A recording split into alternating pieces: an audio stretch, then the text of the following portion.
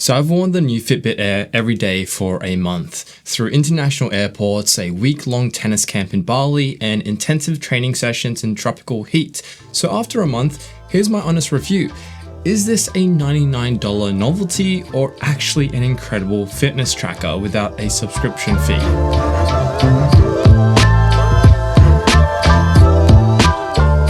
Let's start with what I think is the Fitbit Air's biggest strength, the design.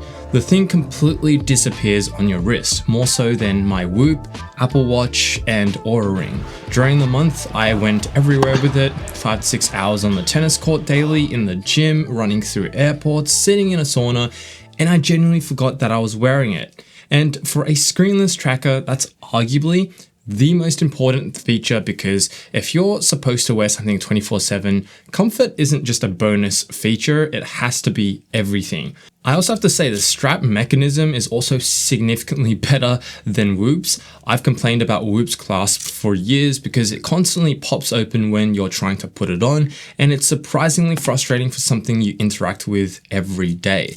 The Fitbit Air feels much cleaner and simpler by comparison, as you can see here. I'd say this has disappeared on my wrist, whereas the Whoop, you can still feel it. It's been soaking up the sweat and you can really feel that sweatiness. Whereas this, it just feels like it's not even there. The Fitbit Air really does live up to its Air name. I will say though, real quick, that the blue color here, because I've sweat so much in it, there is a bit of discolorization on the wristband. It looks kind of brownish. It's kind of nasty actually on the underside, but that's kind of to be expected, especially when you're, I guess, sweating for hours and hours, but it doesn't look too great. I would suggest getting a different color than the blue one here. The battery life is also pretty solid. I traveled for 10 days and only needed to charge it once at the end of the trip. Whoop, however, still wins here because I comfortably went the entire trip without even packing a charger, and it still had more juice to give. But Fitbit's fast charging helps make up for it. Around 5 minutes on a charger gets you roughly a full day of use, while a full charge takes only around 90 minutes. Now, how about the accuracy of its tracking and data? I really put this through its paces, on court 5 to 6 hours a day for over a week. And I have to say it's good, but it's not great. In real time, the heart rate tracking is neck and neck with a Whoop, but its processing of data is noticeably slower. As you can see in the screenshot, the Whoop was faster by 10 to 20 minutes in auto detecting the activity and processing it. There were also a few days at the training camp where I knew I was absolutely cooked. We'd been on court for a long time in the Bali heat and I felt completely exhausted. The Whoop reflected that a bit better than the Fitbit, I'd say. And there was one of those moments where you could feel the difference between a wellness tracker and performance-focused tracker. The reason isn't actually Google's software, it's the hardware. Fitbit has made this tracker, incredibly comfortable and thin, but there's a trade-off. The thinner you make a wearable, the harder it becomes to capture perfectly accurate heart rate during intense exercise. And that's especially noticeable in a sport like tennis. You're constantly sprinting, stopping, recovering, then exploding into the next point, and your heart rate is moving all over the place. Those rapid changes are difficult for any wrist-based tracker to follow accurately, and Whoop just simply did a better job keeping up.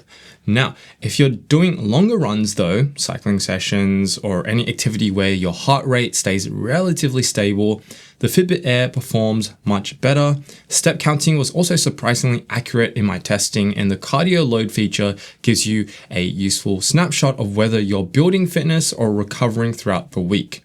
It's not as sophisticated as Whoop's strength score, but hey, it's also free. And for most people, it's probably enough. Where this thing really impressed me over the month is sleep tracking. And I noticed that over the month, it knows the difference between lying in bed and scrolling my phone and actually falling asleep.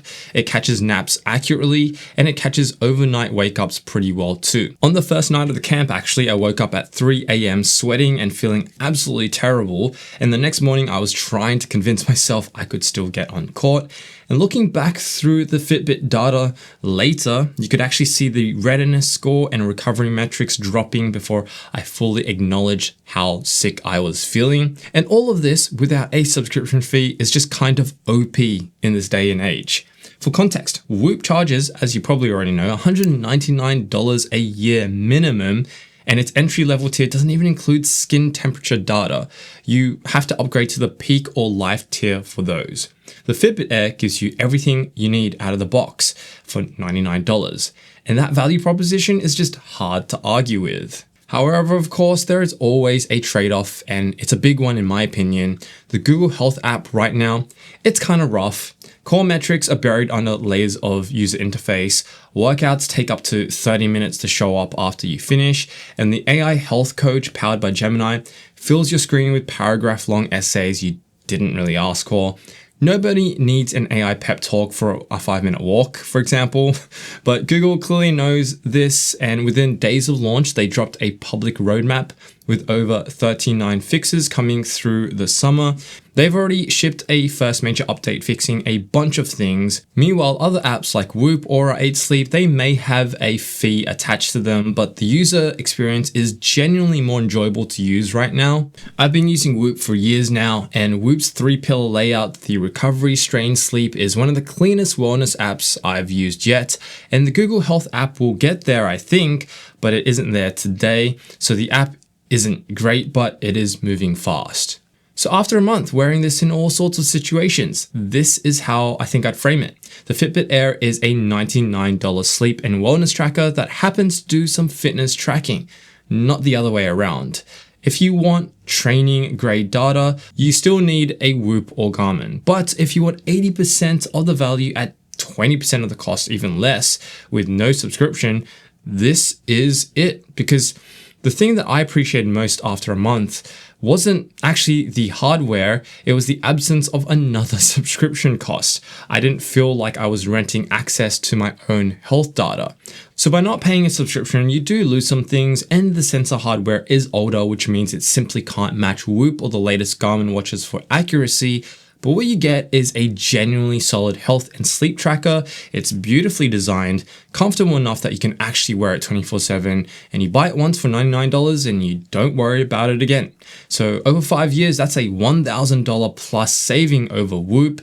And for most people who aren't training at an elite level, that's the smarter call, I think. So yeah, overall, it's not the most advanced tracker I've tested. It's not the most accurate, and it definitely doesn't have the best app. But after a month, I never once wanted to take it off, and for a wearable, that's probably the highest compliment I can give it.